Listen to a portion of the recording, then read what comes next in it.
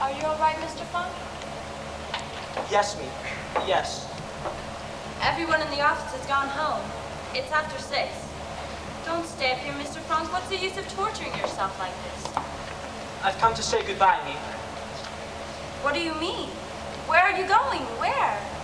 I don't know yet. I haven't decided. Mr. Funk, you can't leave. This is your home. Amsterdam is your home. Your business is here, waiting for you. You're needed here. Now that the war is over there, I can't stay in Amsterdam, me. There are too many memories here for me. Everywhere there's something. The house we lived in, the school, the street organ playing out there. I'm not the person you used to know me. I'm a bitter old man. Forgive me for speaking to you like this. After all you went through, the suffering. No, it wasn't suffering. You can't say that we suffered. I know what you went through. You and Mr. Crawler. I'll remember it as long as I live. Come, me. Mr. Funk, did you see? There's some of your papers here. We found them in heaps on the floor after you left. Burn them. Mr. Funk, they're letters, notes. Burn them. All of them. Burn this. Anna's diary.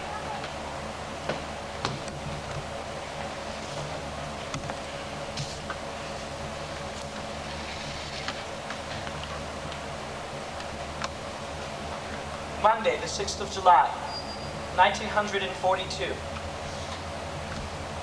1942. Is it possible, me? Only 3 years ago. Dear Diary, since you and I are going to be great friends, I will start by telling you about myself. My name is Anna Frank. I am 13 years old. I was born in Germany the 12th of June, 1929. As my family is Jewish, we emigrated to Holland when Hitler came to power. My father started a business, importing spices and herbs. Things went well for us until 1940. Then the war came, and the Dutch. Defeat, followed by the arrival of the Germans. Then things got very bad for the Jews. You could not do this, and you could not do that. They forced father out of his business. We had to wear yellow stars. I had to turn in my bike. I couldn't go to a Dutch school anymore. I couldn't go to the movies or ride in an automobile or even on a streetcar and a million other things. But somehow we children still managed to have fun. Yesterday, father told me we were going into hiding. Where, he wouldn't say. At 5 o'clock this morning, mother woke me and told me to hurry and get dressed. I was to put on as many clothes as I could. It would look too suspicious if we walked along carrying suitcases. It wasn't until we were on our way that I learned where we were going. Our hiding place was to be upstairs, in the building where father used to have his business. 3 other people were coming in with us. The Van Dams and their son Peter. Father knew the Van Dams, or met them.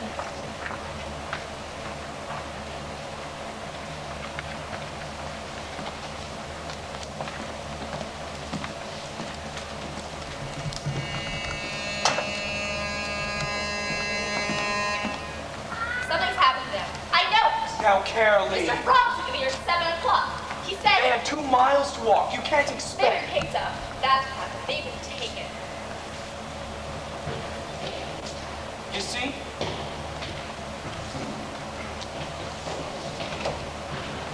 Mr. Van Dam. Mrs. Van Dam. There were too many of the green police on the streets. We had to take the long way around. Anna! My wife Edith, Mr. and Mrs. Van Dam. Their son Peter. My daughters, Margaret and Anna. I'm sorry there's still so much confusion. Please, don't think of it. After all, we'll have plenty of leisure to arrange everything ourselves. We put the stores of food you sent over here. Drugs? Here. Soap? Linen? Here. Thank you. I made up the beds, the way Mr. Collar and Mr. Funk said. Forgive me, I have to hurry. I've got to go to the other side of town to get some ration books for you. Ration books? If they see our names on ration books, they'll know we're here. Don't worry, your names won't be on them. I'll be up later. Thank you, Eve. They're illegal then? The ration books? We've never done anything illegal before. We won't be living exactly according to regulations here. This isn't the black market, Mrs. Frank. This is what we call the white market. Helping all the hundreds and hundreds who are hiding out in Amsterdam. It's the Westertoren. I must go. I must be out of here and downstairs in the office before the workmen arrive. Me, or I, or both of us, will be up each day to bring you food and news and find out what your needs are. Tomorrow I'll get you a better lock to the door at the foot of the stairs. Need a bolt that you can throw yourself and open only at our signal. You'll tell them about the noise. Yes, I'll tell them. Well, goodbye then for the moment. I'll be up again later after the workmen leave. How can we thank you? I never thought I'd live to see the day when a man like Mr. Frank would have to go into hiding. And when you think...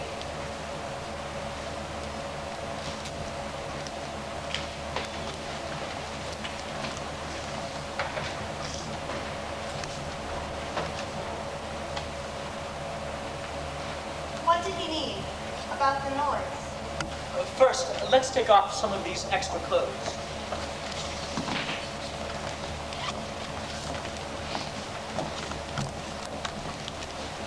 So wonder we weren't arrested walking along the streets.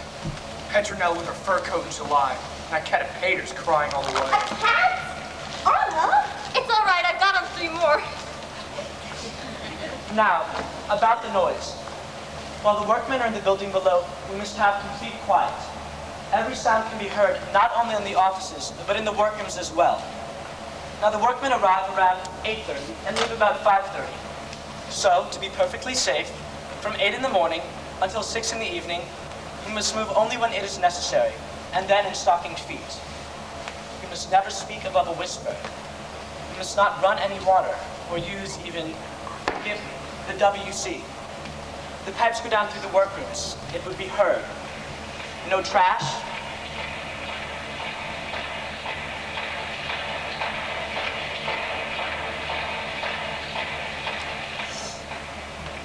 No trash must ever be thrown away which might reveal that someone is living here. Not even a potato paring. Everything must be burned in the stove at night. This is the way we must live until it is over, if we are to survive. Until it is over. After 6, we can talk and read and eat and laugh just like we would at home. And now I think it'd be best if we were settled before the workmen arrive. Mr. and Mrs. Fondant, your room is over here. I'm sorry that Peter cannot be near you, but he'll be here near us. This will be our common room. This is where we will meet to read and talk and eat, just like one family. And where do you and Mrs. Frank sleep? This is also our bedroom. It's your that is place. great. You take upstairs and we'll take down here. Please, I've thought about this for weeks. This is the best arrangement, the only arrangement. Never can we thank you. I don't know what would have happened to us if it wasn't for Mr. Frank. Please, you don't know all that your husband did for me when I first came to Amsterdam. Knowing no one, not even able to speak the language. I can never repay him for that. May I help you with your things? No. Come along, Legion. You'll be all right, Peter. I'm not afraid. Please, Mother. You two must have some rest, Edith. You didn't close your eyes last night, nor you, Margot. I slept, Father. Wasn't that funny? I knew it was the last night in my own bed, and yet I slept soundly. I'm glad, Anna, but then you can help me straighten things up in here. Are you sure I can't help? I'd like to. And Anna hasn't had her milk. I'll give it to her. You're sure you're not tired, Anna? I feel fine. I'm going to help Father. You two can rest in here for the time being. Hager, I am glad you're to be with us. Yes, Mrs. Frank. Petra, Anna, it's best that you take your shoes off now, before you forget.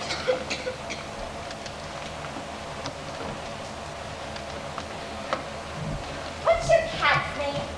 Mushy. Mushy, mushy, mushy. I love cats. I have one. A darling little cat. But they made me leave her behind.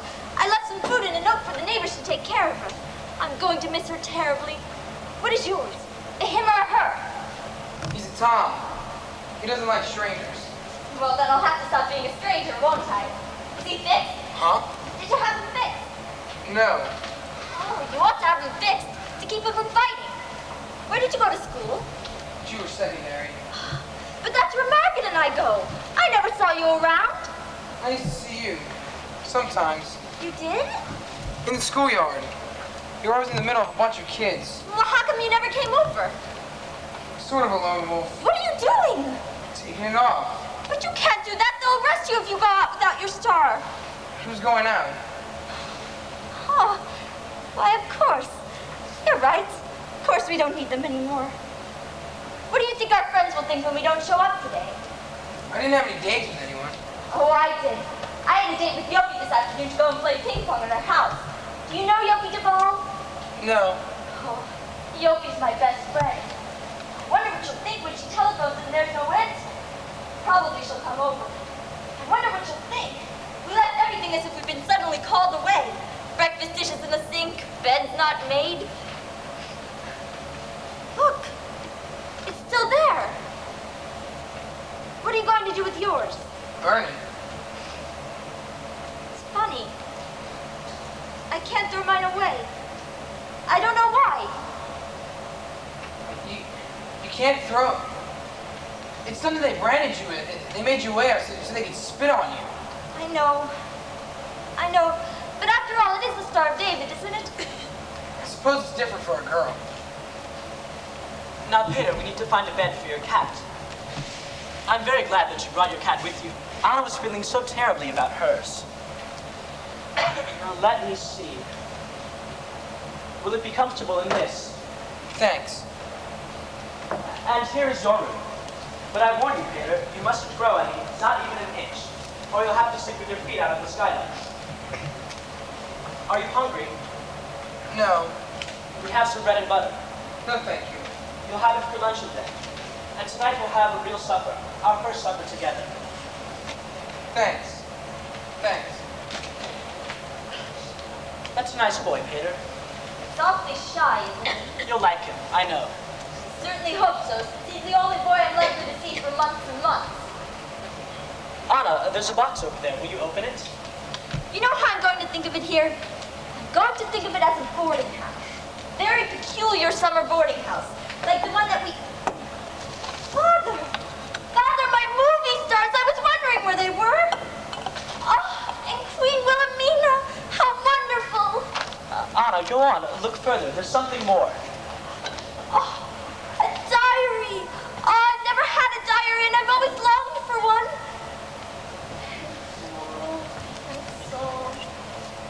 I'm going down to the office to get a pencil. Anna, no! You must never go beyond that door. Never? Not even at nighttime when everyone is gone? Or on Sundays? Can I go down to listen to the radio? No, Anna, it isn't safe. You must never go beyond that door. I see. It'll be hard, I know. But remember this. There are no bolts, there are no locks, no walls that anyone can put on your mind. Meep will bring us books. We'll read history, poetry, mythology. Here's your milk. Between us, Anna, being here has certain advantages for you. For example, you remember the fight you had with your mother on the subject of overshoes? You said you'd rather die than wear them, but in the end you had to wear them. Well, you see, as long as we're here, you'll never have to wear overshoes. Isn't that good? And the coat you inherited from Margot, you won't have to wear that. And the piano, you'll never have to practice on the piano. I tell you, Anna, this is going to be a fine life for you. I thought I better get some milk for Mushi before. Of course.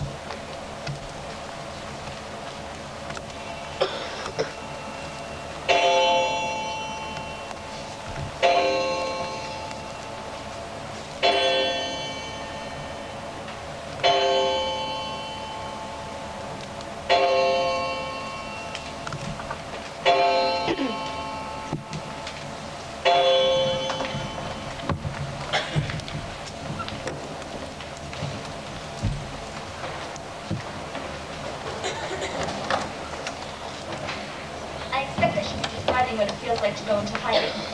But I really don't know yet myself. I only know it's funny never to be able to go outdoors. Never to breathe fresh air. Never to run and shout and jump. The silence in the night that frightens me most. Every time I hear a creak in the house or a step on the street outside, I'm sure they're coming for us. The days aren't so bad. At least we know that Meek and Mr. Prowler are down there below us in the office. Our protectors, we call them. I asked Father what would happen to them if the Nazis found out they were hiding us. Tim said that they would suffer the same fate that we would. Imagine. They know this, and yet when they come up here, they're always cheerful and gay as if there were nothing in the world to bother them. Friday, the 21st of August, 1942. Today I'm going to tell you our general news. Mother is unbearable. She insists on treating me like a baby, which I loathe. Otherwise, things are going better. The weather is...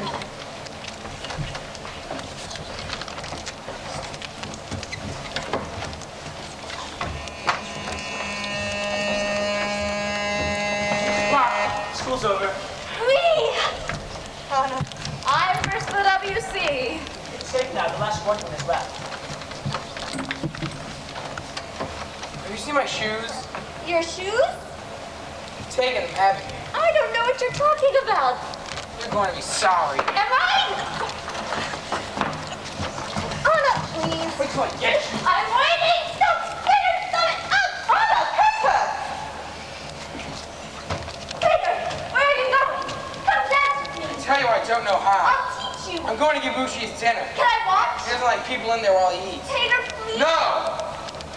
Anna, I think you mustn't play like that with Peter. It's not dignified. Who cares if it's dignified? I don't want to be dignified.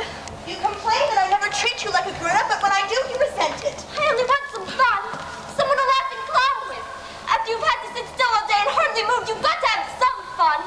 I don't know what's the matter with that boy. He isn't used to girls. Give him a little time. Time? Is it 2 months' time? I could cry. Margaret, dance with me.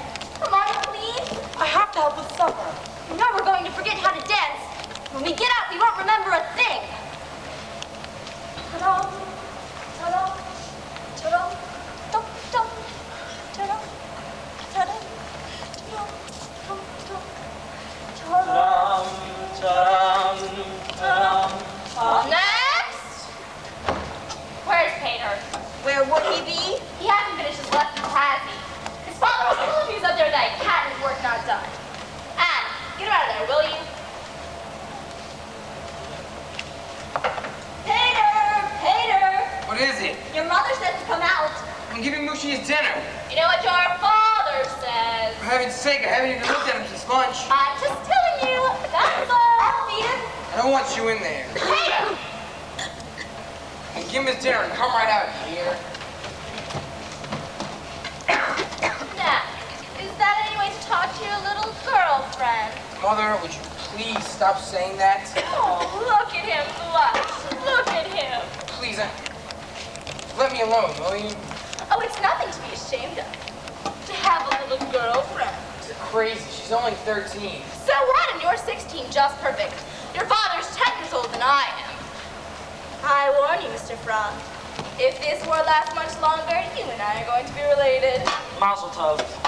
I wonder where Meek is. She's usually so prompt. Good evening, everyone. Forgive me if I don't stay, but I have a friend waiting for me in there. My friend, Tom Cat.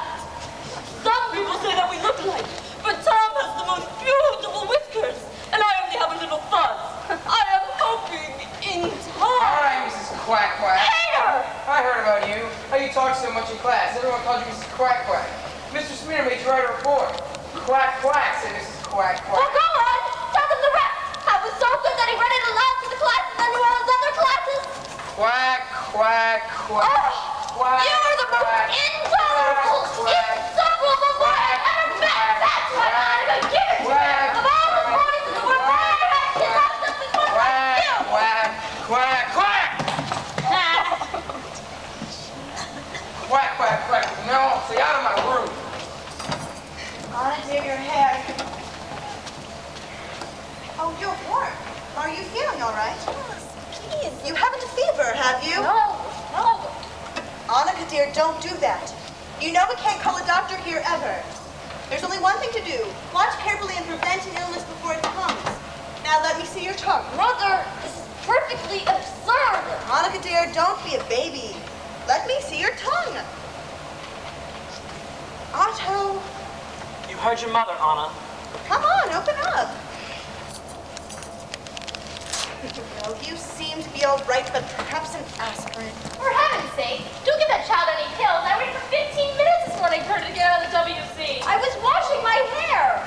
I think there's nothing the matter with our Anna than a ride on her bike or a visit with Yopi Duvall cure. Isn't that so, Anna? Meat not come yet? The workman just left a little while ago. What's for dinner tonight? Beans. Oh, not again. Oh, poor Pootie. I know. But what can we do? That's all we brought us. We're now in what is known as the bean cycle.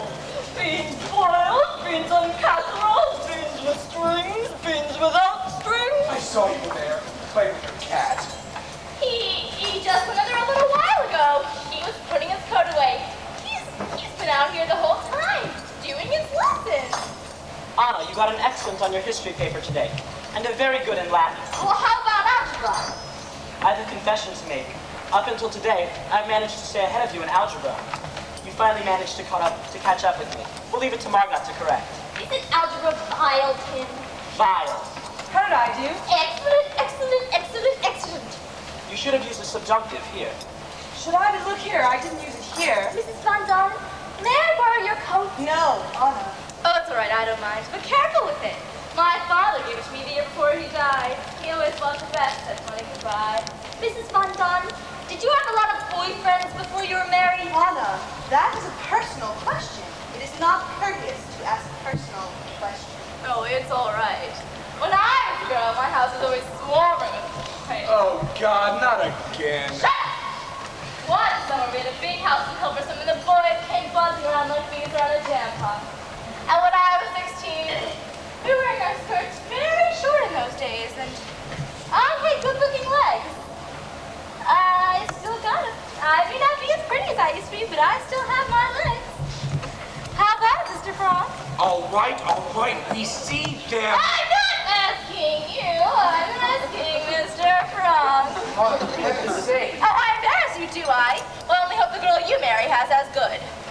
My father used to worry about me with so many boys running around, and he used to say, if any of them get scratched, he just say to them, remember, Mr. So-and-so, remember, I am a lady. Remember, Mr. So-and-so, remember, I am a lady. Look at you talking that way in front of her. Don't you realize you put it all down in that diary? So what if she does? I'm only telling the truth. Hey, Jared, would you mind if I moved you over to the couch? Me must have the radio on. Aren't you done yet? No, you ought to be ashamed of yourself. All right, let's face it. I'm a dunce. I'm a hopeless case. Why do I go on? You're not hopeless. Don't talk to him that way. Just that you haven't anyone to help you like the girls have. Maybe you could help him, Mr. Frog. I'm sure that his Oh, mom... no. I can't do anything with him. He won't listen to me. You go ahead, if you want. What about it, Peter? Shall we make our school coeducational? Oh, you're an angel, Mr. Frog. An angel!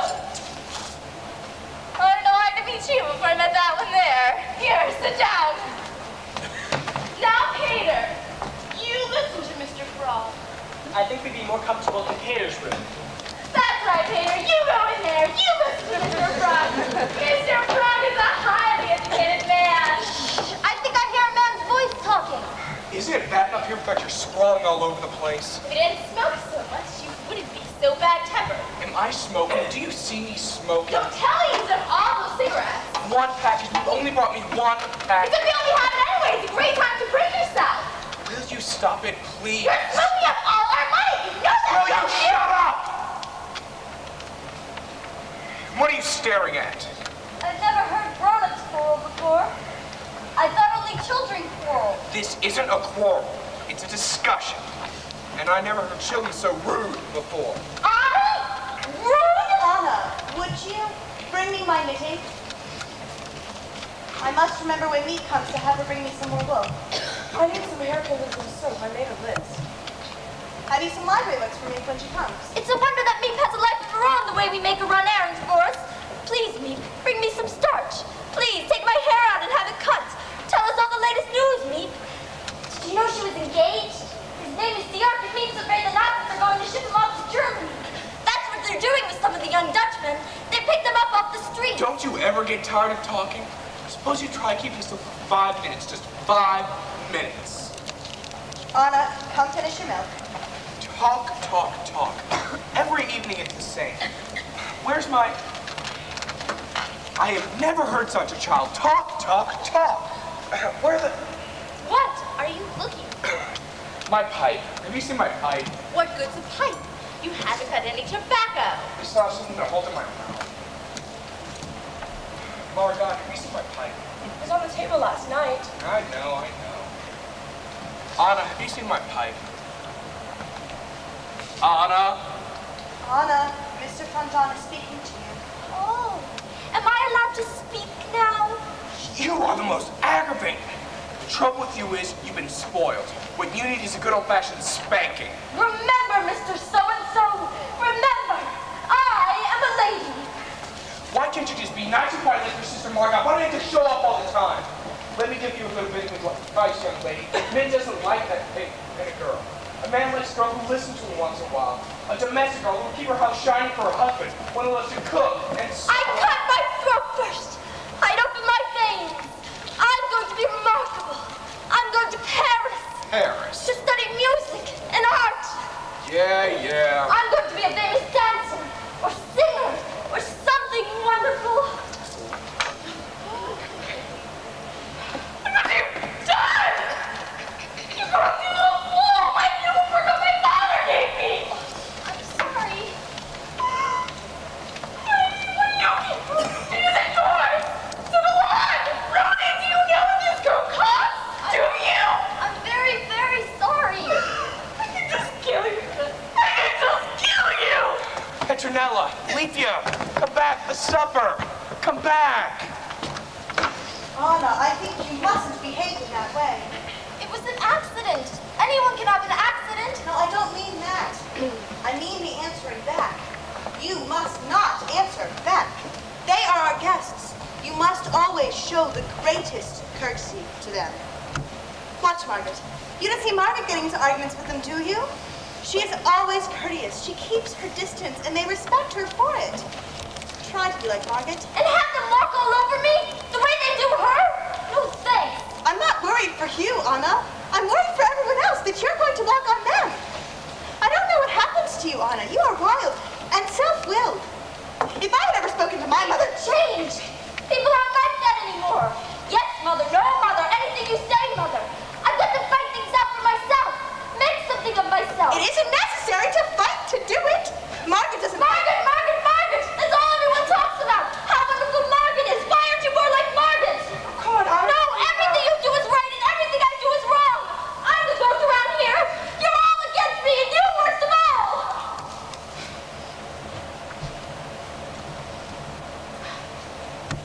Why don't we put the soup on the stove in case there's anyone who cares to eat? Margaret, take the bread.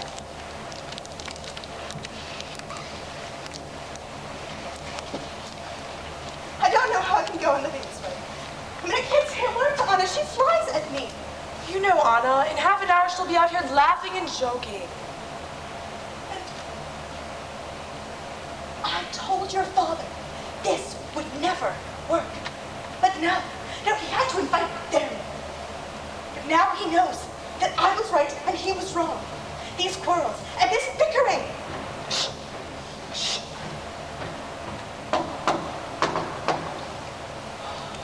Every time I hear that sound, my heart stops. It's me. Father! Thank you, Margot. Has everyone his list? I have mine. I'll get yours, Mother. Meep's here.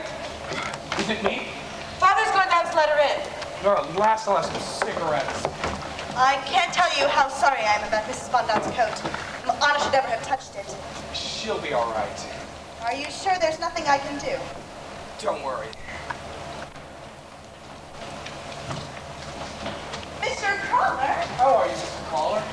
surprise. Whenever Mr. Crawler comes, the sun begins to shine. Meat is coming. Not tonight. Are you sure you won't stay, Mr. Crawler? Have some coffee. Or better still, we could stay for supper. No, thank you. Mr. Crawler has something very important to discuss with us. Something he says which requires an immediate decision. What is it?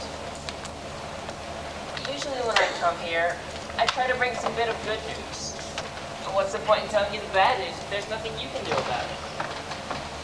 But today, something has happened. Dear, Beef's here, you know? He came to me just now. He says he has a Jewish friend living here, a dentist. He says he's in trouble. He begged me. Was there anything I could do for this man? Could I find him a hiding place? So I've come to you. I know it's a terrible thing to ask, living as you are, but will you take him in with you? Of course we will. It'll only be for a night or two, until I can find him some other place. It's happened so suddenly I didn't know where to turn. Where is he? Downstairs in the office. Good. Bring him up. His name is Dussel, Jan Dussel. Dussel. I think I know him. I'll get him.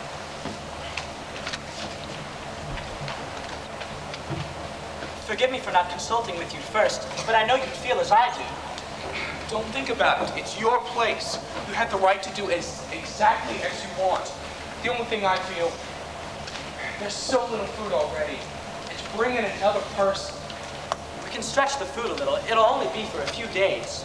You want to bet?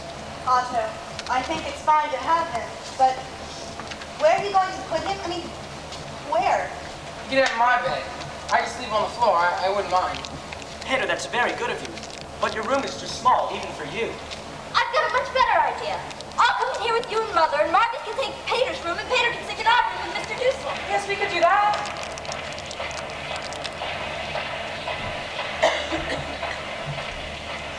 No, Margaret, you mustn't sleep in Peter's room. Mushi has found some rats up there. Peter's brave. He doesn't mind. Then how about this? I'll sleep in here with you and Mother, and Mr. Dussel can take my bed. No, Anna, Margaret will come in here with us, and Mr. Dussel will take her bed.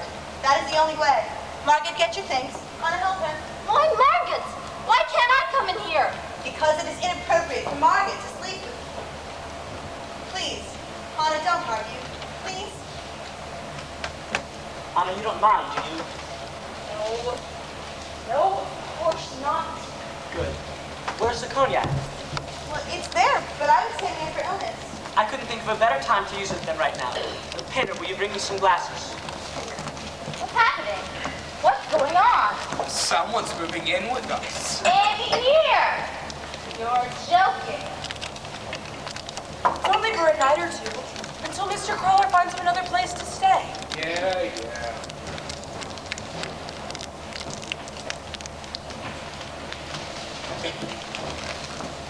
This is Mr. Frump. Mr. Otto Frump. My wife, Edith. Mr. and Mrs. Van Daan. Their son, Peter. My daughters, Margot and Anna. Thank you, Mr. Frump. Thank you all. Mr. Dussel, I leave you in good hands. Dirk's cool. What can I say to thank you? Meep and Mr. Crawler are our lifeline. Without them, we couldn't survive. Please, you make it seem very heroic. It isn't that at all. We simply don't like the Nazis. We don't like their methods. We don't like anything about them. I know. No one's going to tell us Dutchmen what to do with our damn Jews. Pay no attention to Mr. Frump. I'll be up again tomorrow to see if they're treating me right. Don't bother to come down again. Peter will book the door for me, won't you, Peter? Yes, sir. Thank you, Peter. I'll do it. Good night. Good night. Good night, Mr. Crawler. Please, Mr. Dussel, sit down. I'm dreaming. I know it. I can't believe my eyes. Mr. Otto Frump here. Sure you're not in Switzerland there? A woman told me. She said she'd go to your house. The door is open. Everything was in disorder. Dishes in the sink. She said she found a piece of paper with an address scribbled on it. An address in Zurich. She said you must have escaped to Zurich. Father put that there purposely, just so people would think that very thing. And you've been here all this time? All this time, ever since July. The actress you left. Mr. Dussel says people believe we escaped to Switzerland. I'm glad, Anna. Now, let's have a toast to welcome Mr. Dussel. To Mr. Dussel, welcome. We're very honored to have you with us. To Mr. Dussel, welcome. That was delicious. Did Mr. Crawler warn you won't get much to eat here? You can imagine 3 ration books between the 7 of us. Now you made 8. Mr. Von Don, you do not realize what is happening that you should warn me of such a thing like that. You do not realize what is going on. Right here in Amsterdam, every day, hundreds of Jews disappear. They surround the block and search house by house. Children come home to find their parents gone. Hundreds are being reported. People you and I know. The Halifax, the vessel. Oh, no. No. They receive their call-up notice. Come to the Jewish theater on such and such a day and time. Bring only what you can in a rucksack. And if they refuse their call-up notice, they will come and drag you from your home and ship you off to Mount House, the death camp. We had no idea things had gotten so much worse. Forgive me for speaking so. Do you know that the Balls, their daughter Yopi and I were in the same class? Yopi's my best friend. Do you know what has become of them? They're gone, Gone? with all the others. Oh, no. Not Yopi. There's some people called Boston. They live near us. I think we should put this off until later. I'm sure we'll all have many questions we want to ask Mr. Dussel. But I think he'd like to get settled before supper. Thank you, I would. I brought very little with me. I'm sorry you can't have your own room, but I hope you won't be too uncomfortable. We've had to make a strict set of rules, a schedule of hours.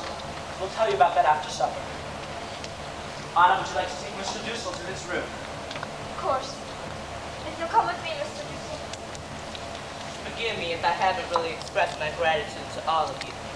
This has come as a shock to me. I always thought of myself as Dutch.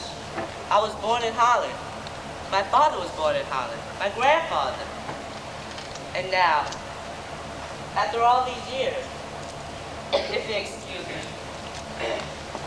Well, here we are. The news sounds pretty bad, doesn't it? It's so different from what Mr. Crawler tells us. Mr. Crawler says things are improving. I like it better the way Crawler tells it. You're going to share this room with me. I'm a man who's always looking home. I haven't had to adjust myself to others. I hope you will bear with me until I learn. Let me help you. Have you always lived alone? Have you no family at all? No one. How dreadful. You must be terribly lonely. I'm used to it. Oh, I don't think I could ever get used to it. Have you no pets? A cat or a dog? I have an allergy for fur-bearing animals. They give me asthma. Oh, no. Peter has a cat. Here? He has it here? Yes, but he keeps it in his room all the time. We hardly ever see it. I'm sure it'll be all right. Let us hope so. That's Margaret's bed, where you're going. I sleep on the sofa over there. We cleared these off for your things. The best part about this room, you can look out and see a bit of the canal in the street. There's a house for you. You can see the end of it. A large man who lives there with his family.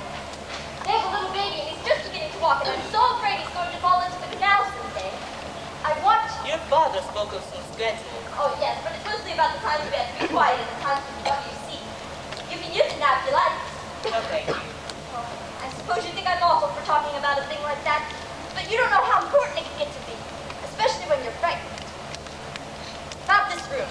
The way Margaret and I did it, she had it for herself in the afternoons for studying and reading lessons, you know, and I did it for myself in the morning. Would that be all right with you? I'm not my best in the morning. Well, you take it in the mornings and I'll have it in the afternoons then. Tell me, when you're in here, where am I? Where am I spending my time? Out there with all the people? Yes. I see. We have supper at 6:30. Well then, if you don't mind, I like to lie down quietly for 10 minutes before eating. I find it helps the digestion. Of course. I hope I'm not going to be too much of a bother to Mr. Dussel. You seem to be able to get everyone's back up. I get along well with children. My patients all bring me their children because they know I get on well with them. So don't you worry about that. Thank you, Mr. Dussel. Thank you.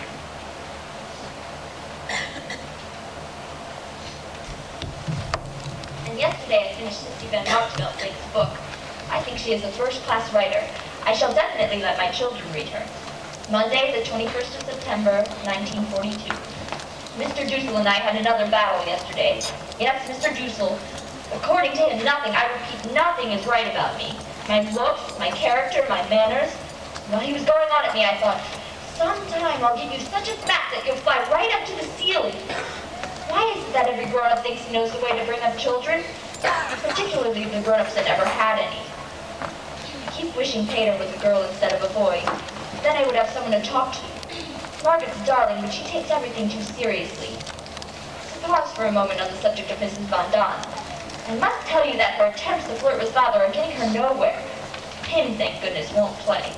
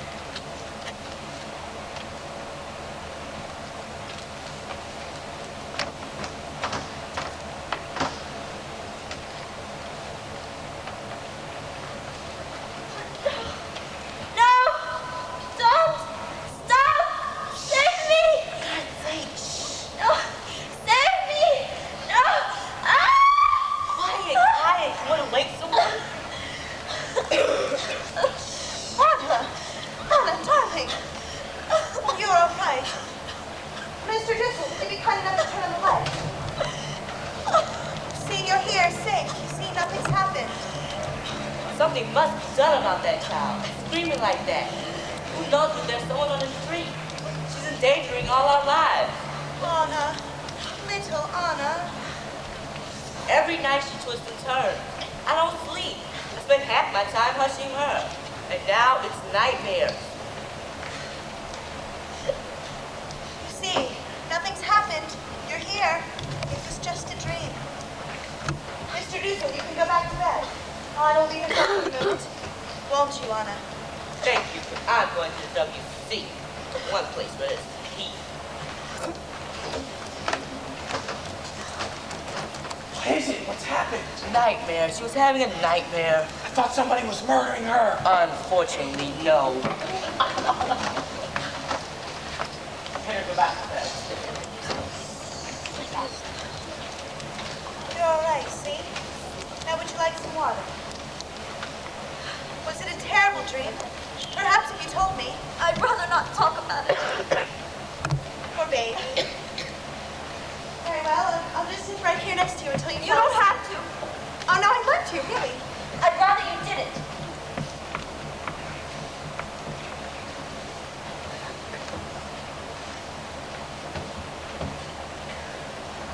Good night, then.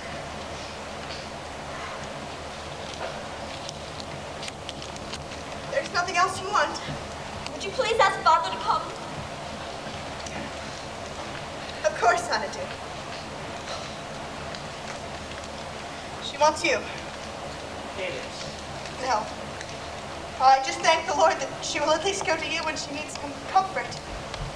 Go to her, Otto. She is still shaking with fear. Go to her.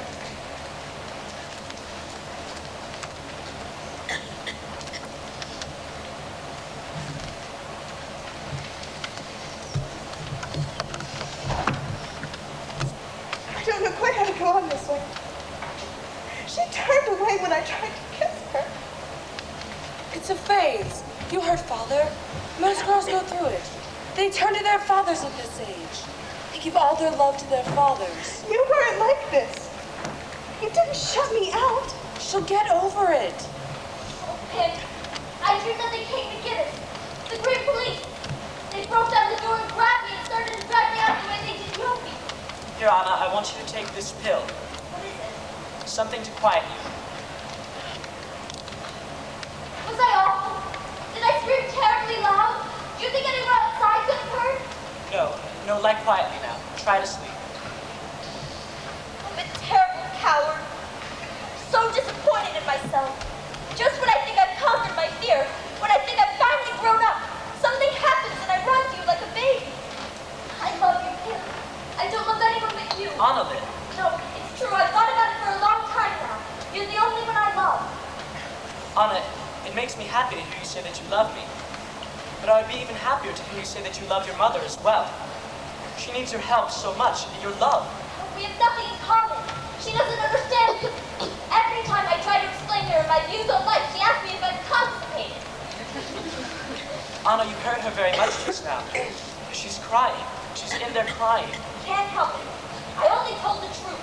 I didn't want her in here. It was awful, wasn't it? And the worst part about it is I can sit back and look at myself doing it and know it's cruel, and yet I can't stop doing it. Well, what's the matter with you? Tell me.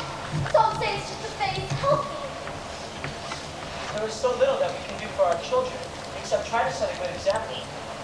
The rest you must do yourself. You must build your own character. Trying? Really, I am. Every night before I go to sleep, I think back over all the things I did that day that were wrong. Like putting the wet mop in Mr. Doosel's bed. And this thing now with Mother. I think to myself, that was wrong. And I make up my mind I'm never going to do that again. Never. Of course, I could do something worse, but at least I'll never do that again. I have a nicer side to me. Sweeter. Nicer side. Only I'm afraid to show it. I'm scared that if I'm serious, people will laugh at me. So the mean on always comes to the outside, and the good on always stays on the inside. And I keep trying to switch it around and have the good on the outside and the mean on the inside. Be what I'd like to. I could. Only.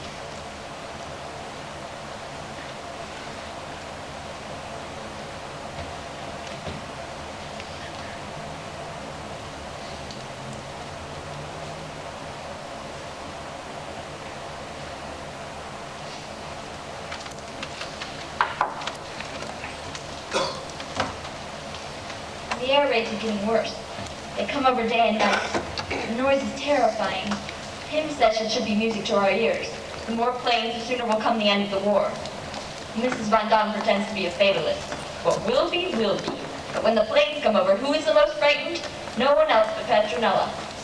Monday, the 9th of November, 1942. Wonderful news. The Allies have landed in Africa. Tim says that we can look for an early finish to the war. Just for fun, he asked each of us what was the first thing we wanted to do when we got out of here. Mrs. Von Don longs to be home with her own things. Her needlepoint chairs, the Bechstein piano her father gave her, the best that money could buy. Ada would like to go to a movie. Mr. Dussel wants to get back to his dentist drill. He's afraid he is losing his touch. For myself, there are so many things. To ride a bike again, to laugh till my belly aches, to have new clothes from the skin out, to have a hot tub filled to overflowing and wallow in it for hours, to be back in school with my friends.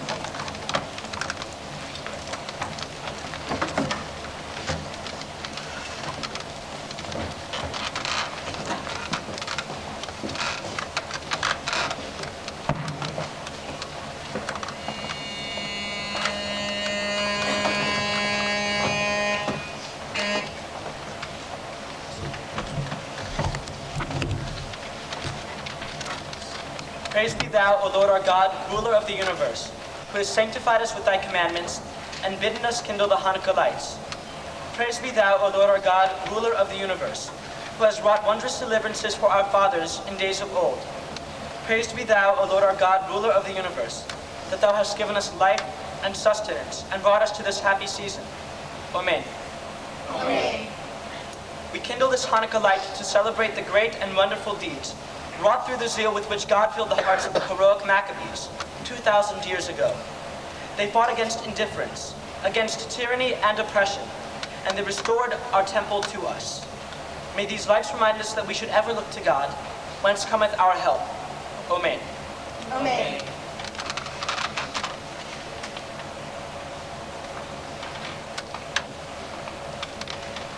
I lifted mine eyes unto the mountains, from whence cometh my help. My help cometh from the Lord, who made heaven and earth. He will not suffer thy foot to be moved. He that keepeth thee will not slumber. He that keepeth Israel doth neither slumber nor sleep. The Lord is thy keeper. The Lord is thy shade upon thy right hand. The sun shall not smite thee by day, nor the moon by night. The Lord shall keep thee from all evil. He shall keep thy soul. The Lord shall guard thy going out and thy coming in from this time forth and forevermore. Amen. Amen. That was very moving. It isn't over yet. Sit down, sit down. There's lots more. Songs and presents. Present? Not this year, unfortunately. But every year on Hanukkah, everyone gives presents. Everyone. Like our St. Nicholas's Day. No, not like St. Nicholas Day. What kind of Jew are you? You don't know Hanukkah. My favorite part is the candles. First one, as we have tonight, then on the second night 2, and the third night 3, and so forth, until you have all 8 candles burning. When there are 8 candles, it is truly beautiful. And the potato pancakes. Don't talk about them. I make the best latkes you've ever tasted.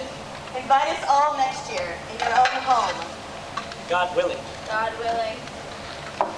But I remember best were the presents we used to get when we were little. 8 days of presents. And each day they got better and better. We are all here, alive. That is present enough. No, it isn't. I've got something. What is it? Presents. Presents. L'chaim. Look. What you got on her head? It's a party hat. Oh no, they're every which way. This is for Margaret. Read it out loud.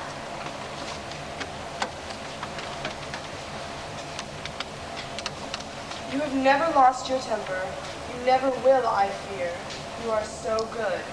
But if you should, put all your crosswords here. A new crossword puzzle book! Where did you ever get it? It isn't new. It's one that you've done before. But I rubbed it all out, so if you wait a little and forget, you can do it all over again. It's wonderful, Anna. Thank you. Mrs. Von Zahn. Oh, this is awful. I haven't had anything for anyone. I never thought. This is all Anna's idea. What is it? It's hair shampoo. I mixed the odds and ends of soap with the last of my toilet water. Oh, Annika.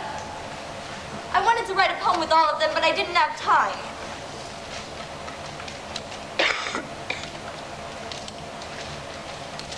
Yours, Mr. Von Zahn, is really something. Something you want more than anything else in the world. Look, cigarettes. Cigarettes. 2 of them. Pim found some old pipe tobacco in the pocket lining of his coat, and we made them. Or rather, Pim did. Let me see. Light it, Pootie, light it. It's real tobacco. There's only a little fluff in it.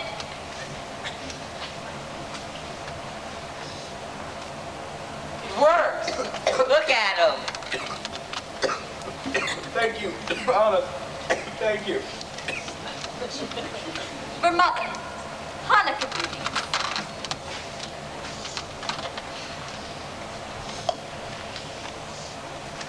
Here's an IOU that I promise to pay.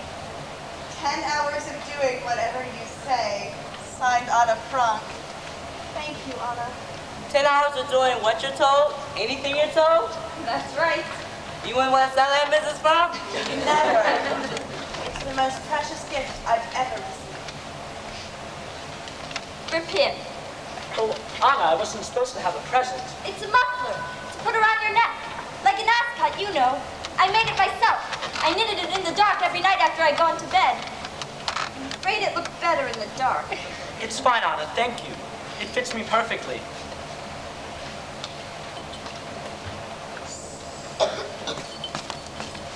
And that is for Mushi.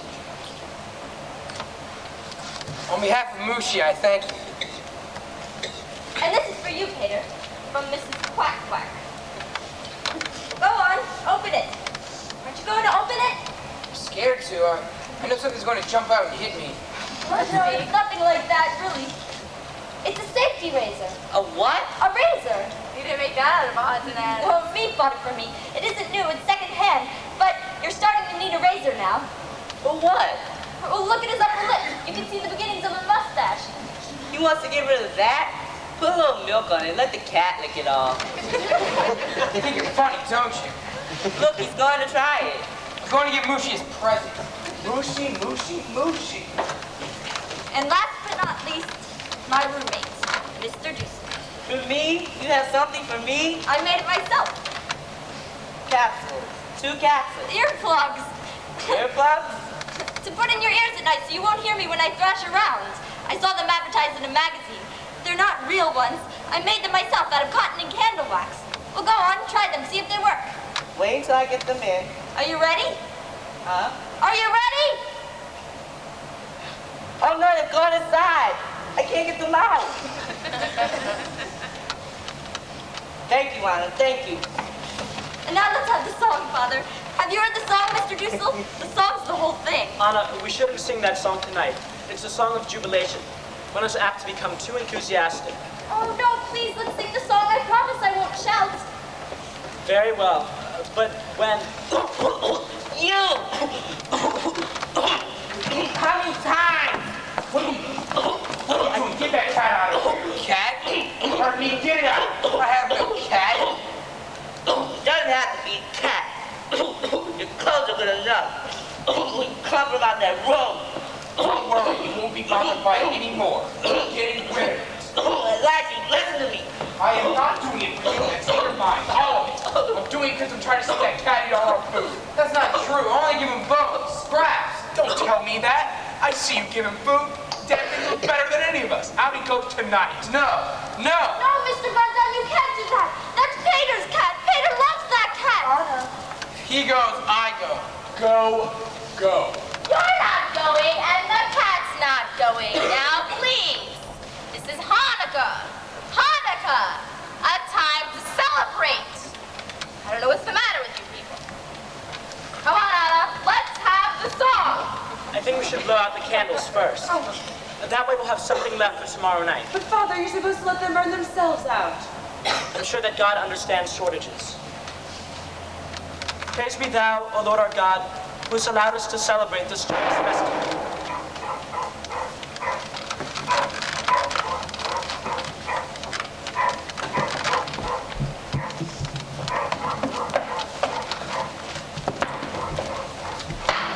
God almighty!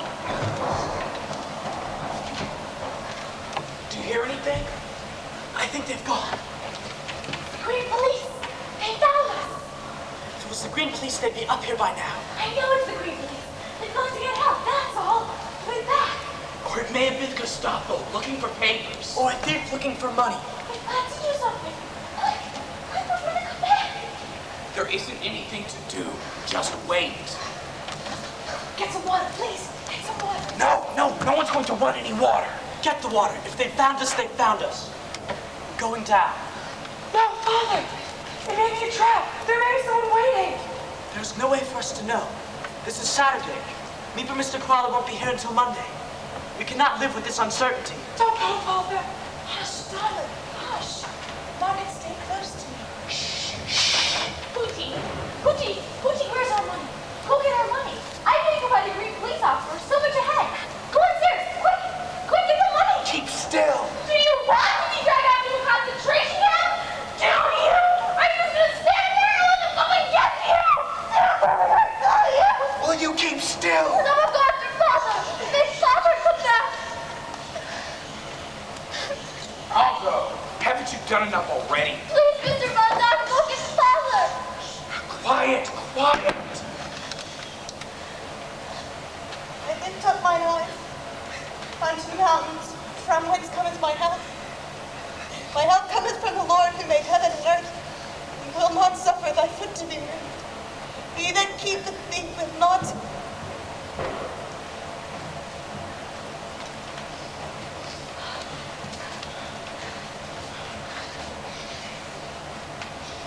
I think they've gone. The noise must have scared him off. Oh, thank God. We took the cash box and the radio. We left in such a hurry that the door to the street wasn't even shut. It was swinging wide open. I think it'd be good if we have some light. Are you sure it's all right? The danger has passed. Don't be so terrified, Anna. Who says the danger is past? Don't you realize we're in greater danger than ever? Mr. Dussel, will you be still? Thanks to this clumsy fool, someone knows we're up here. There's someone that now knows we're up here hiding. Someone knows we're here, yes. But who is that someone? A thief? A thief?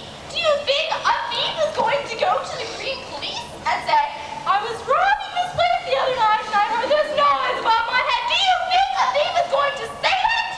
Do you? Yes, I think he will. Crazy. I think he'll be caught, and then he'll make a bargain with the Green Police. And if they let him off, then they'll tell them where some shoes are hiding. He's right. Father, let's go. We can't stay here now, please. Let's get out of here. Let's go. Go? Where? Yes. Where? Have we lost our faith? Our courage? A moment ago, we were sure that they had come for us. We were sure it was the end. But it wasn't the end. We're alive. Here. Safe. Praise be thou, O Lord our God, who's allowed us to survive this incident. Amen. Amen. And now, Anna, let's have the song. Hanukkah, oh Hanukkah, the sweet celebration. Around the feast we gather in complete jubilation. Happiest of seasons now is here. Many are the reasons for good cheer. Together we'll weather whatever tomorrow may bring. So hear us rejoicing and merrily voicing the Hanukkah song that we sing. Hi! Hear us rejoicing and merrily voicing the Hanukkah song that we sing.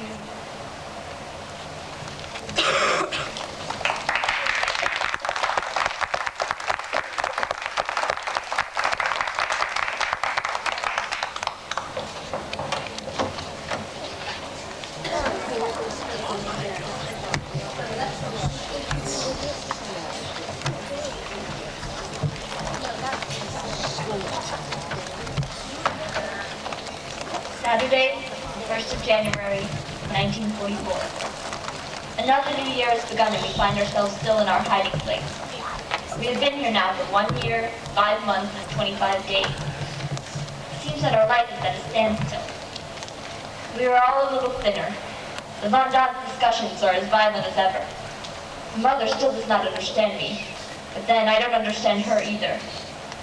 There is one great change, however, a change in myself.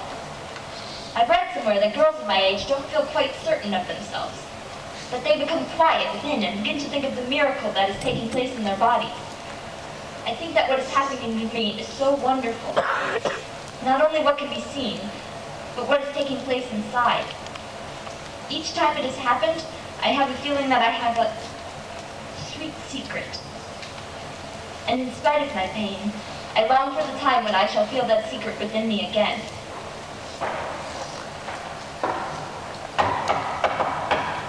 It's me. Wake up, everyone. Faith is here.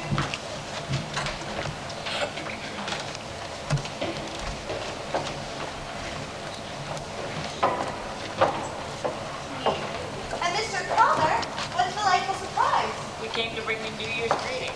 But you shouldn't have. You should see at least one day for yourself. Oh, don't say that. It's so wonderful to see them. I can smell the wind and the cold in your clothes. Here you are. How are you, Margot? Feeling any better? I'm all right. We filled her full of every kind of pill so she won't cough and make a noise.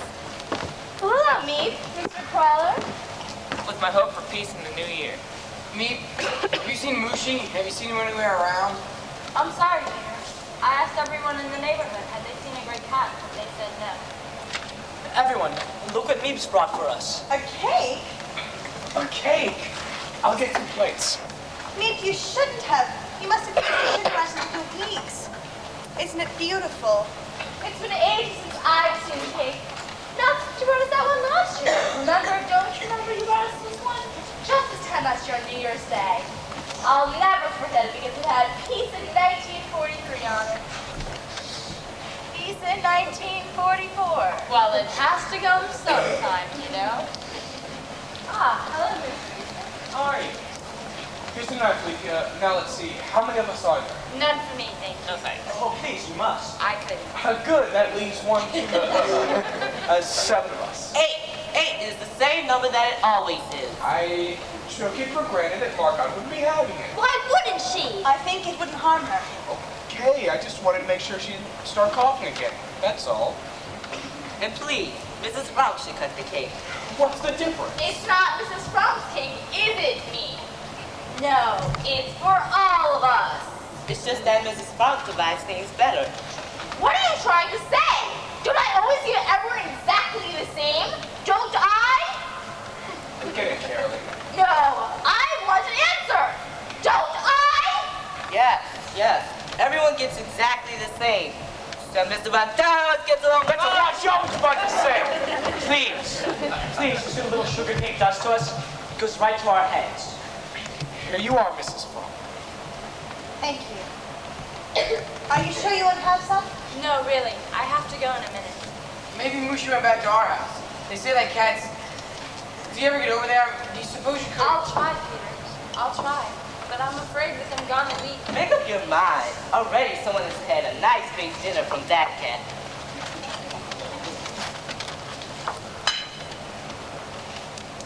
This looks delicious. Delicious. Dirks would love to get a girl who can bake like this. I have to run. Derek's taking me to a party tonight. Oh, how heavenly. Remember now what everyone is wearing and what you eat and everything so you can tell us tomorrow. I'll give you a full report. Goodbye, everyone. 1 minute. There's something I'd like you to do for me. Poochie! Poochie, where are you going? Poochie? Poochie, what are you going to do? What's wrong? Father says he's going to sell a fur coat. He's crazy about that old fur coat. Is it possible? Is it possible that anyone is so silly as to think of a fur coat in times like this? None of your darn business. If you say one more thing, I mean it. I'll take you and I'll shut your mouth. No! No! No! What you did that? Don't you dare you here? It's mine! My father gave me that! You didn't give it to me! You have no right! Give it back! You hear? Just a little discussion on the advisability of selling this old coat. Besides, I'll remind Mr. Spondon, it's very selfish of her to keep it when people outside are in such dire need of clothing. So, if you could sell it for us, it should fetch quite a price.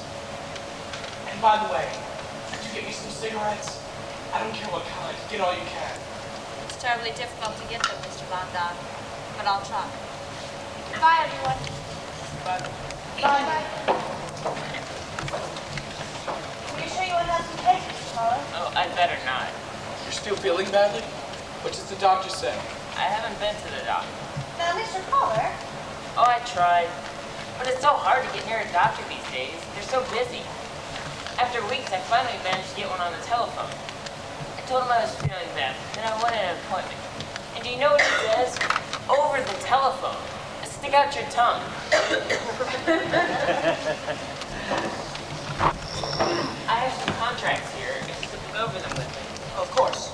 We could go downstairs. Forgive me, I won't keep him but a minute.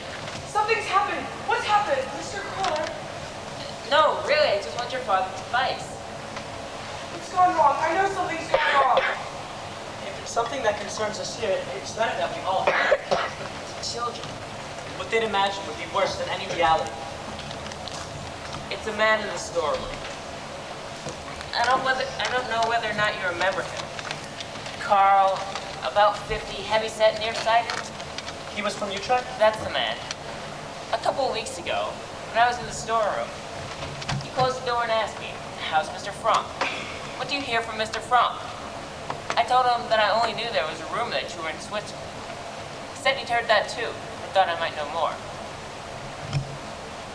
I didn't think about it until yesterday when something happened. He brought some invoices into the office for me to sign. As I was going over them, I looked up. He was standing, staring at the bookcase that hides your door. He said he thought he remembered a door there. Wasn't there a door there that went up to the loft? Then he told me he wanted more money. 20 guilders more a week. Blackmail! 20 guilders? Very modest blackmail. That is only the beginning. You know what I think? He was the one that was down there that night. That's how he knows we're up here. What did you tell him? How was it left? I told him I had to think about it. What should I do? Should I pay him the money, take a chance on firing him, or what? For God's sake, don't fire him. Pay him what he asks. Keep him here where you can have your eye on him. Is it so much that he's asking? What are they paying nowadays? He could get it in a warplane. This is a warplane. Mind you, I don't know if he really knows, or if he doesn't know. We'll pay him half, and we'll soon find out if it's blackmail or not. And if it is, you've got to pay it. Whatever he asks, you've got to pay. We'll discuss that when the time comes. This may be on my imagination. You get to a point these days where you suspect everyone and everything. Again and again, on some simple look or phrase, I found myself questioning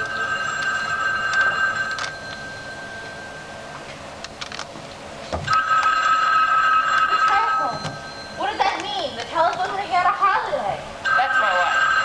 I told her I had to go over a few things in my office to come in there when she got out of church. I'll offer him half then. Goodbye, and we'll hope for the best.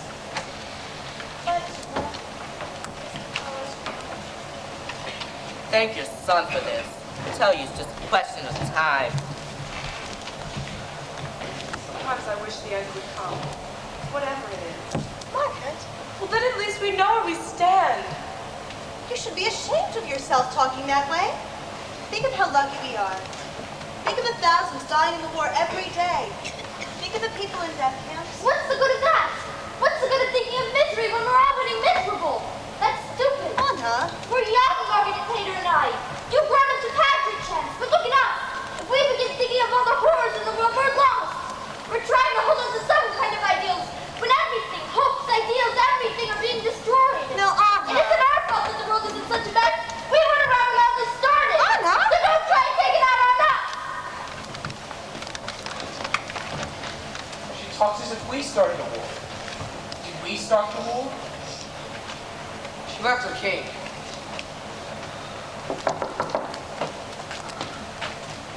You left this.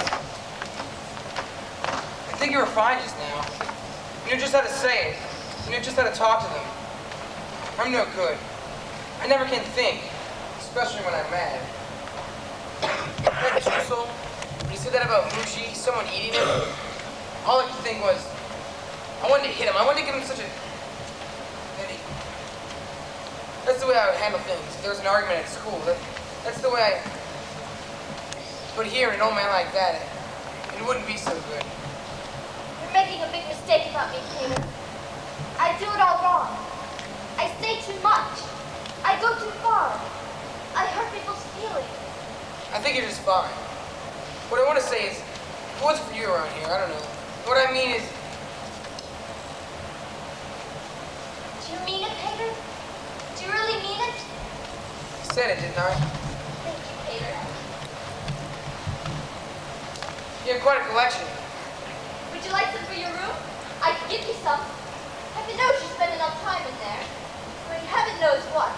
It's easier. If a fight starts or an argument, I can duck in there. You're lucky having a room to go to. His lordship is always here.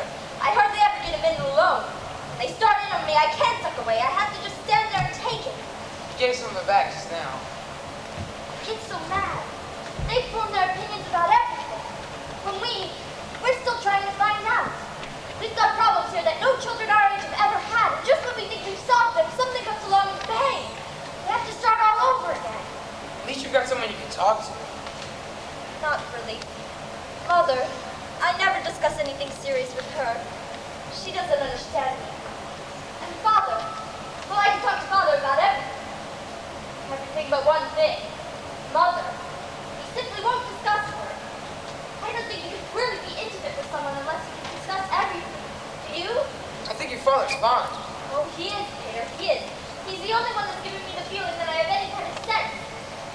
But I guess nothing can take the place of school with friends of your own age, or near your age. Can it? I suppose you miss your friends and all. Oh, it isn't just...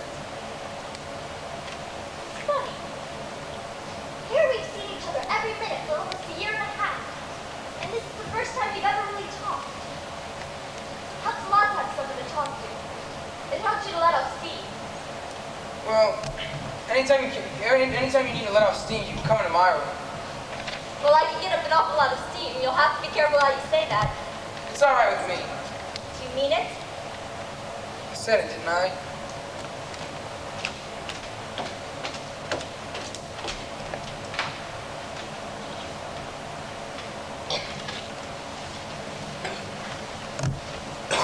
bad news. The people from whom meat got our ration books have been arrested, so we have had to cut down on our food. Our stomachs are so empty that they rumble and make strange noises all in different keys.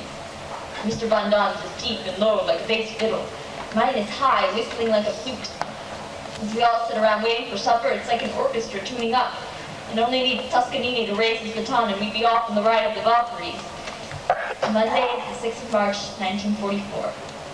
Mr. Crowler is in the hospital. It seems he has ulcers. Tim says we are his ulcers. Meade has to run the business and us too. The Americans have landed on the southern tip of Italy. Father looks for a quick finish to the war.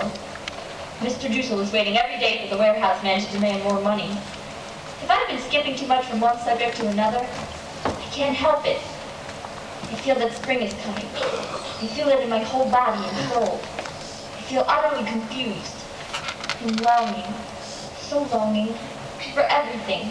For friends, for someone to talk to, someone who understands, someone young who feels as I do.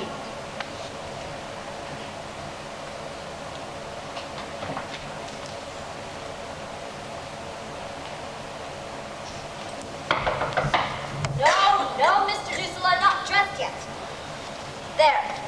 How's that? How does that look? You didn't even look. Of course I did. It's fine. Margaret, tell me, am I terribly ugly? Stop fishing. No, tell me. Of course you're not. You've got nice eyes and a lot of animation and... A little vague, aren't you?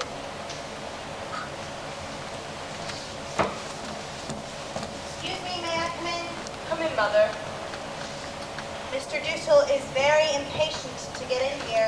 Heavens, he takes the room for himself the entire day. Anna, you aren't planning to go in again to see Peter tonight, are you? That is my intention. I think you've been spending too much time in there today. Mother, I was in there exactly twice. Once to get the dictionary and then 3/4 of an hour before supper. Aren't you afraid you're disturbing him? I have some intuition. Well, then may I ask you this much, Anna? Please, don't shut the door when you go in. You sound like Mrs. Von Don. No, I don't mean to mean anything bad. I wish that you wouldn't open yourself up for criticism. I wish that you would not give Mrs. Von Don the opportunity to be unpleasant. Von Don doesn't need an opportunity to be unpleasant. Please, Anna. Mr. Crowler ill. This is just one more thing. I'm sorry, Mother. I'm going to Peter's room. I'm not going to let Petronella Von Don spoil our friendship. Why don't you two talk in the main room? It would be a lot easier. It's hard on Mother having to listen to those remarks from Mrs. Von Don and not say a word. Well, why doesn't she say a word? I think it's ridiculous to take it and take it. You don't understand Mother at all, do you? She's not like you. She can't fight back. It's just not in her nature to fight back. Anyway, the only one I worry about is you. I feel awfully guilty about you. What for? Me, every time I go into Peter's room, I have the feeling I may be hurting you. You know, if it were me, I'd be plotting. I'd be desperately jealous if it were me. Well, I'm not. You don't feel badly? Really? Truly? You're not jealous? Of course I'm jealous. Jealous that you've got something to get up for in the morning. Jealous of you and Peter? No. Maybe there's nothing to be jealous of. Maybe he doesn't really like me. Maybe I'm just taking the place of his cat. Wouldn't you like to come in with us? I have a book. Will you please let me in my room? Just a minute, dear Mr. Dussel. Well, here I go, to run the gauntlet. Thank you so much.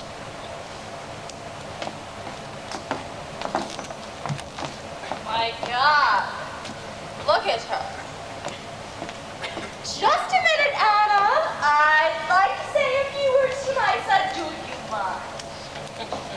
Now, Peter, I don't want you staying up to all hours tonight. You're a growing boy. You need your sleep. Do you hear? Anna is going to bed promptly at 9. Aren't you, Anna? Yes, Mother. May we go now? Are you asking me? I didn't know anything to say about it.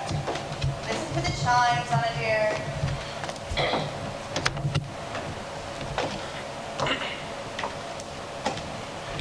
my day, it was the boys. They called them the girls. You know how they like to keep secrets. Page's room is the only place they feel that they can talk. Talk. That's not what they called it when I was young. Aren't they awful? Aren't they impossible? Treating us as if we're still in the nursery? Don't let it bother you. It doesn't bother me. Well, I suppose we can't blame them. They think back to what they were like at our age. They don't realize how much more advanced we are. And I think of the wonderful discussions we've had. Oh, I forgot. I was going to bring you some more pictures. These are fine, thanks. Are you sure you don't want some more? Meek just brought me some new ones. Maybe later. I remember when I got that. I won it. I bet Yobi I could eat 5 ice cream cones. We'd all been playing ping pong. We used to have such heavenly times. Finish up with ice cream at Delphi or the Oasis where Jews were allowed. There'd always be lots of boys. Laugh, joke.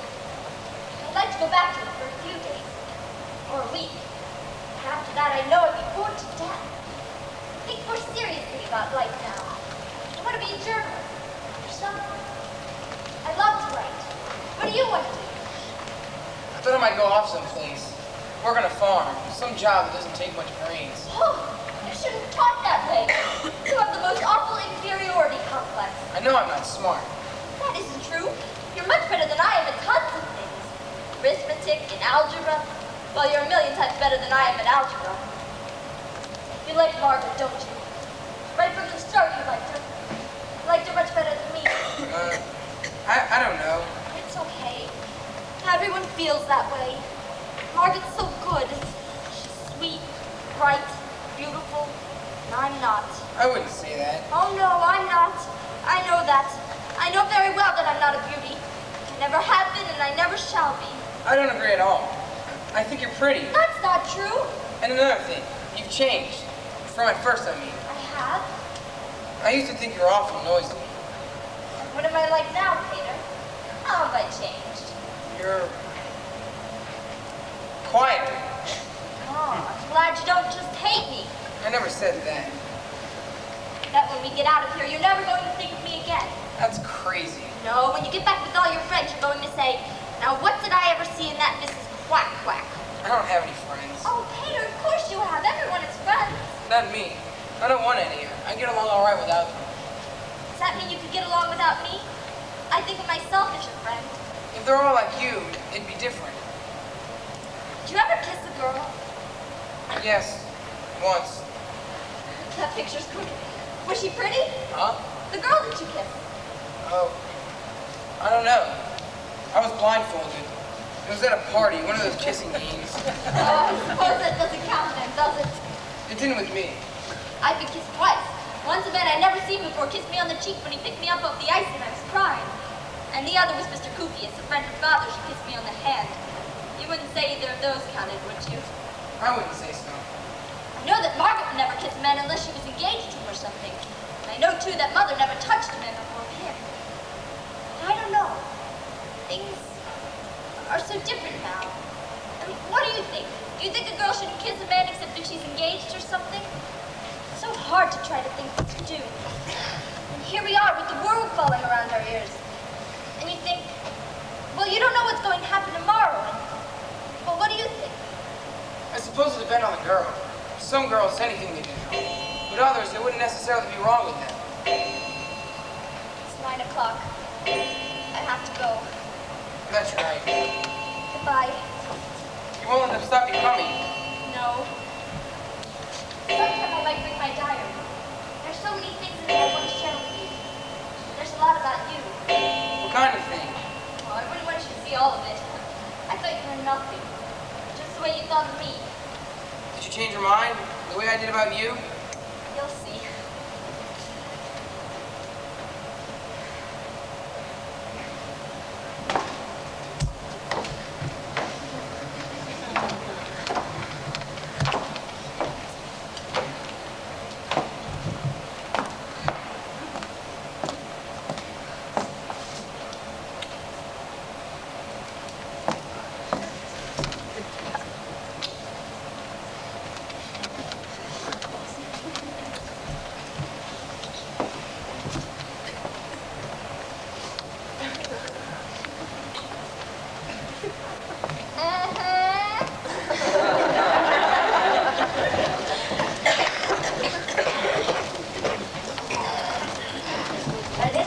all know each other so well that if anyone starts to tell a story, the rest could finish it for him. We're having to cut down still further on our meals. What makes it worse, the rats have been at work again. They've carried off some of our precious food. Even Mr. Dussel wishes now that Lucy was here. Thursday, the 20th of April, 1944. Invasion fever is mounting every day. Neat tells us that people outside talk of nothing else. For myself, life has become much more pleasant. I often go to Pater's room after supper. Oh, don't think I'm in love, because I'm not. But it does make life much more bearable to have someone with whom you can exchange views. No more tonight. P.S. I must be honest. I must confess that I actually live for the next meeting. Is there anything lovelier than to sit under the skylight and feel the sun on your cheeks and have a darling boy in your arms? I admit now that I'm glad that Von Don's had a son and not a daughter. I've outgrown another dress. That's the third. I'm having to wear Margaret's clothes after all. I'm working hard on my French, and am now reading La Belle Nivernais.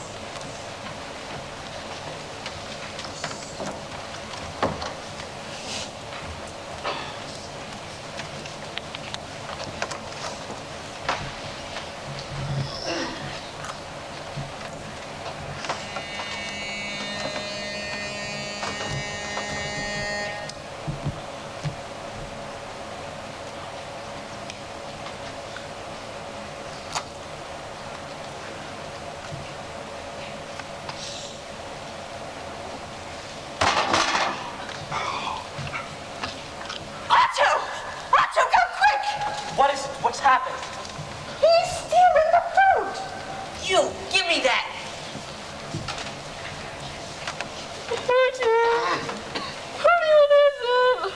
You greedy thief, stealing food! You good for nothing!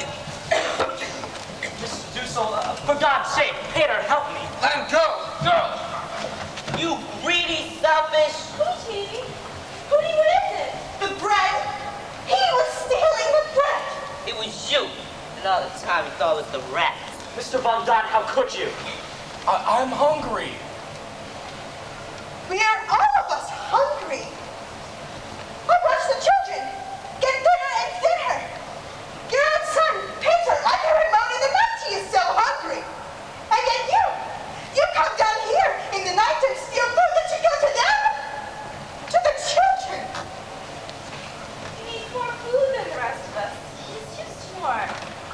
He's a big man. And you're worse than he is. You're a mother, and yet you sacrificed your son to this man. This. Hey. Don't think I haven't seen you. I've watched you day after day, and I've held my tongue. But not any longer. Not after this. Now I want him to leave. I want him to get out of here. Get out of here? What do you mean? I mean just that. Get your things and get out. Edith, you cannot mean what you're saying. You're speaking in anger. I mean exactly that. For 2 long years, we have lived side by side. We've managed to respect each other's rights. We've managed to live in peace. Are we now going to throw that all away?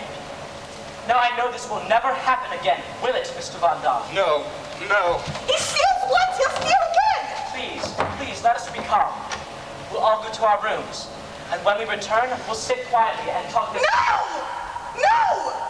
more talk. I have talked enough. I want him to leave. You put us out on the streets? There are other hiding places. A cellar, a closet, I know. And we have no money. You'd love to pay for that. Oh, I'll give you money. Out of my own pocket, I'll give it gladly.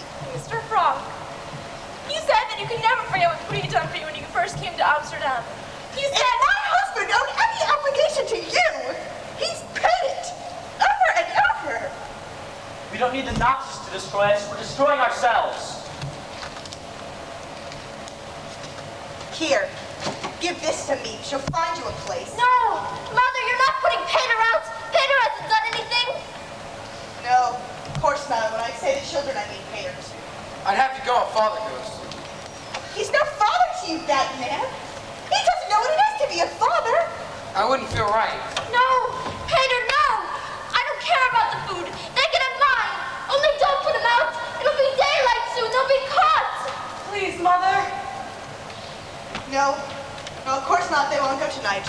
You'll go as soon as Meep can find them a place. But this I must insist on. He shall never come back down here. He shall never come to this place where food is stored. We'll divide what we have, an equal share for each. You can cook his for him and bring it up to him. No, we haven't sunk in so far as to fight over a handful of rotten potatoes. Mrs. Frog, Mr. Frog, Margot, Anna, Peter, Mrs. Van Dyne, Mr. Van Dyne, myself, Mrs. Frog, Mr. Frog, Anna. It's me. At this hour? There must be something wrong. I beg you, don't let her say a thing like this. Peter, Mrs. Van Dyne, Mr. Van Dyne, Margot, Peter, myself, Mrs. Frog. Stop it! Mr. Frog, Margot, Anna, Peter, Mrs. Van Dyne, Mr. Van Dyne, myself, Mrs. You're Frog. keeping all the big ones for yourself. Stop it! Put aside that one. Stop it! That one. No! Did you hear that, everybody? Did you hear what I said? The invasion has begun! The invasion! Where? It began early this morning. How did you know? The radio, the BBC. They said they landed on the coast of Normandy. British? British, French, Americans, Dutch, Poles, Norwegians, all of them. More than 4,000 shots. Churchill spoke and General Eisenhower. D-Day, they call it.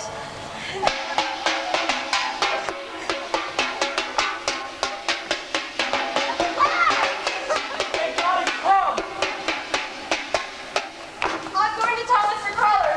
This will be better than any blood transfusion. What part of Normandy did they land? Did they say? The coast of Normandy, that's all I know. I'll be up the minute I hear more. What did I tell you? What did I tell you? What is it, Pootie? What's the matter? Please. I'm so ashamed. For God's sake. Don't, Pootie. It doesn't matter now. Didn't you hear what Meep said? The invasion has begun. We're going to be liberated. This is a time to celebrate. To steal bread from children. We've all done things that we are ashamed of. Think of how it was to Mother. So mean and horrid to her. No, Anna. Oh, No. I was, Mother. I was awful. Not as bad as me. No one is as bad as I am. Stop it. Let's be happy. Here, Schnaps, l'chaim.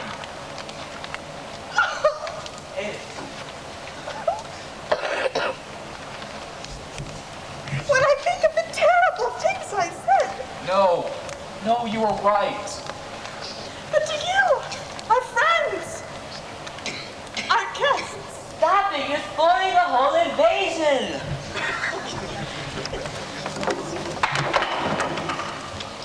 We're all in much better spirits these days. There's still excellent news of the invasion. The best part about it is that I have a feeling that friends are coming. Who knows? Maybe I'll be back in school by fall. The joke is on us. The warehouse man doesn't know a thing, and we are all paying him all that money. Wednesday, the 2nd of July, 1944. The invasion seems temporarily to be bogged down. Mr. Crawler has to have an operation which looks bad. The Gestapo have found the radio that was stolen. Mr. Dussel says they'll trace it back and back to the thief, and that it's just a matter of time till they'll get us. Everyone is low. Even poor Pim can't raise their spirits. I have often been downcast myself, but never in despair. I can shake off everything as I write. But, and that is a great question, will I ever be able to write well? I want to so much. I want to go on living even after my death. Another birthday has gone by, so now I'm 15. Already I know what I want. I have a goal, an opinion.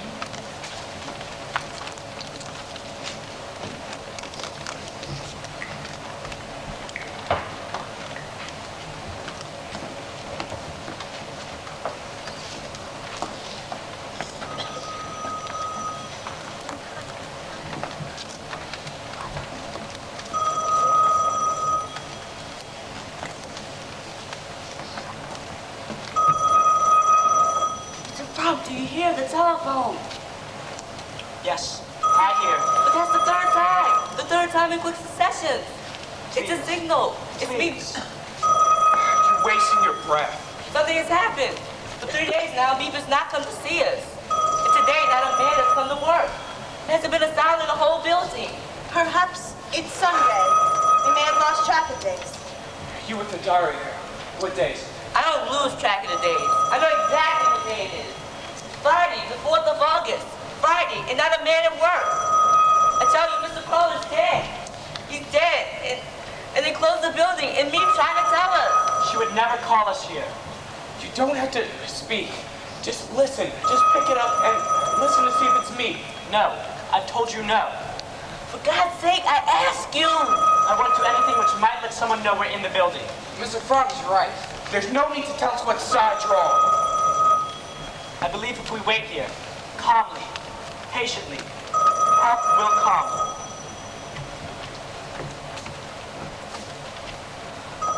I'm going now.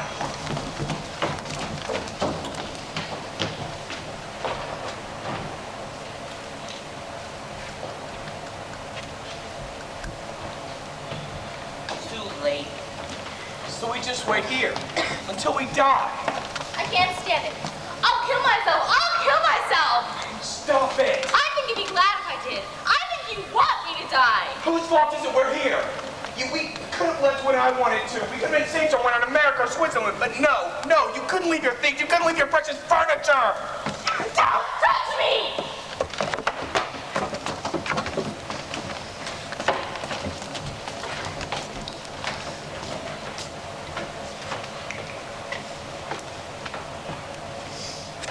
Look, Peter. The sky. What a lovely day. Aren't the clouds beautiful? You know what I do when I don't think I can stand being cooped up in here a minute longer? I think myself out.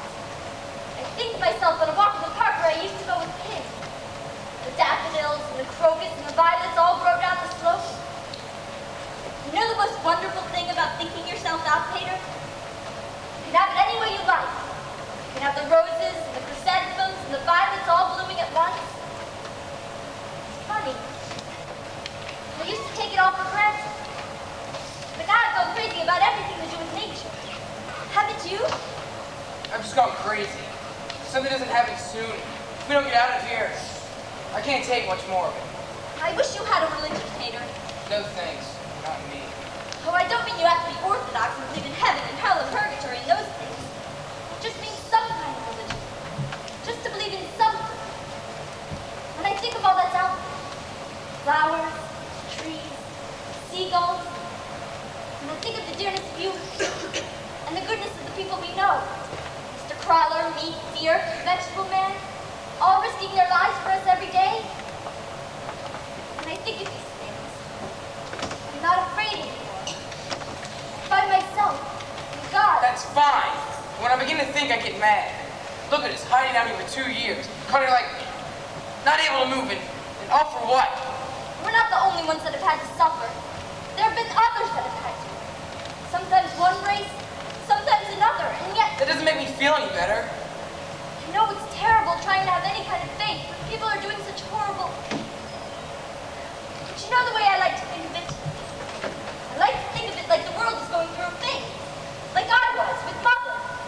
And it'll pass. Maybe not for hundreds of years, but someday. I still believe, in spite of everything, that people are really good at heart. I want to see something now, not 1,000 years from now. Peter, you just have to think of it as part of a great pattern. That we're just a little minute in life. Look at us, going at each other like a couple of stupid grown-ups. Look at the sky.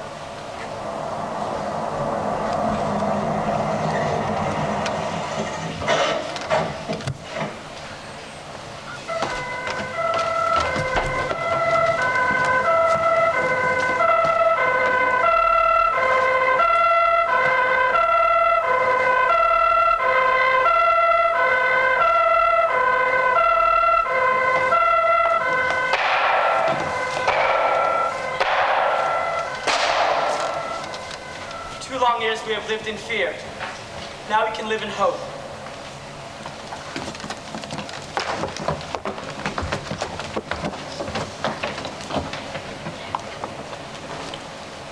And so it seems our stay here is over.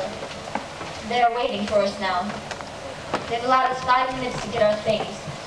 We can each take a bag and whatever it will hold of clothing. Nothing else. So, dear diary, that means I must leave you behind. Goodbye for a while. P.S. Please, me, for Mr. Crawler or anyone else, if you should find this diary, will you please keep it safe from me? Because someday I hope...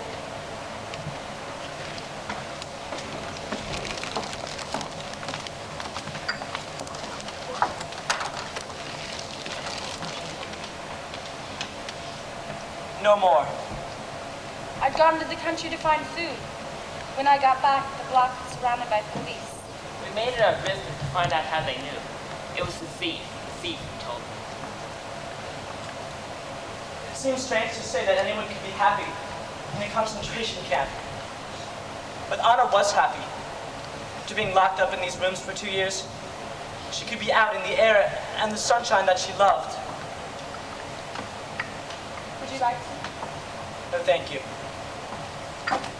The news of the war was good. The British and the Americans were quickly sweeping through France. I felt sure that they would get to us in time.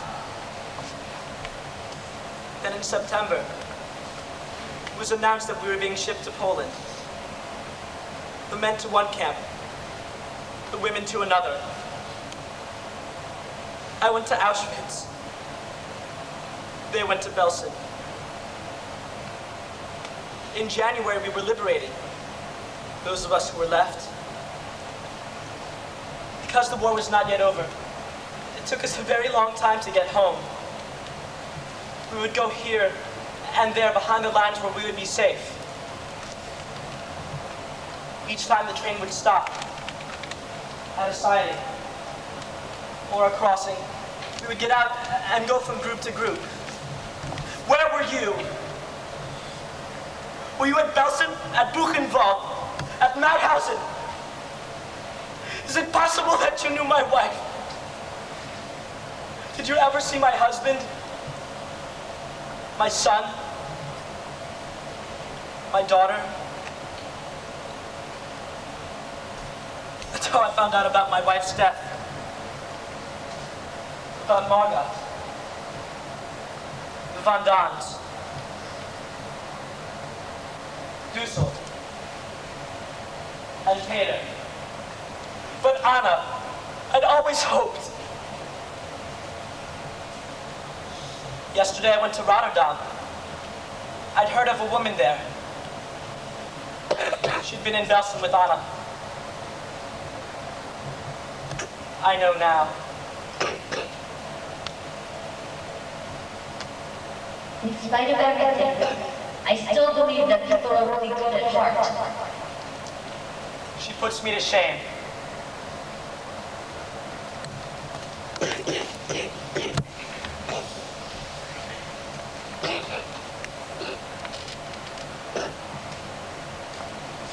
There were actually several people who helped the families during their stay in the annex. In her diary, Anna wrote them all under the name Mr. Crawler. Johann Klein was one of these men. He was liberated from a camp on September 18, 1944, returned to Amsterdam, where he stayed until his death in 1959. After helping the two families hide out in the attic, Meat Geese and her real-life husband Johan remained in Amsterdam. She's lived there today. Otto Frank was the only member of the annex to survive the Holocaust. Upon his return to Amsterdam, he was faced with a decision to stay and face the tragedy which had occurred. However, he moved to Basel, Switzerland, where he met his second wife. He died there in 1980, at the age of 91. Putty Van Dam was based on the real-life person, Herman van Pels. He was taken with the other men to Auschwitz, where he was gassed in mid-December. Petronella Van Don is based upon the character of Augusta Van Pels. She perished in Buchenwald after liberation. Mr. Dussel was based on Fritz Pfeffer. Mr. Pfeffer was taken to Auschwitz and then transferred to the Landau concentration camp, where he died on December 20, 1944.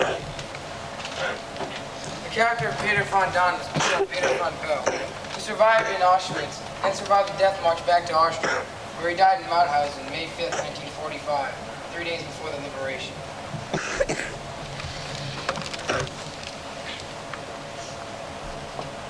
Margot Frank was taken to Belsen, where she and Anna were separated from their mother. They were kept in a very crowded boarding house, where they easily caught typhoid. Margot died in the spring of 1944.